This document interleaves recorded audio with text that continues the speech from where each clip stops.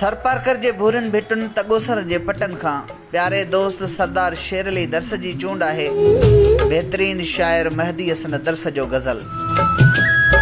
रात पोएं पहर चंड ॾाढो वणियो,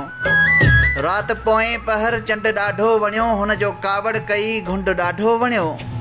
हुन जे ज़ुल्फ़नि अंदरि मूं छॾियूं आङरियूं, हुन जे ज़ुल्फ़नि अंदरि मूं छॾियूं आङरियूं, हुन जो भाकुर भरियो फंद ॾाढो वणियो, हुन जो कावड़ कई घुंड ॾाढो वणियो,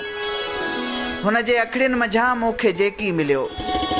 हुन जे अखिड़ियुनि मंझां मूंखे जेकी मिलियो, महकशी ऐं मिठो मध ॾाढो वणियो, हुन जो कावड़ कई घुंड ॾाढो वणियो, हुन जो छेड़े छॾिया सुर हवा में सभई, हुन जो छेड़े छॾिया सुर हवा में सभई, हू अञा बि मूंखे वध ॾाढो वणियो, हुन जो कावड़ कई घुंड ॾाढो वणियो। हुन घुमण जो चयो हल गॾीअ ते हलूं, हुन घुमण जो चयो हल गॾीअ ते हलूं, ॻाल्हि थोरी मथां ज़िद ॾाढो वणियो, हुन जो कावड़ कई घुंड ॾाढो वणियो। मूंखे महदी हसन मुर्क मारे छॾियो, मूंखे महदी हसन मुर्क मारे छॾियो, दर्स हिकिड़ो अखर ॿुध ॾाढो वणियो, रात पोएं पहर चंड ॾाढो वणियो, हुन जो कावड़ कई घुंड ॾाढो वणियो।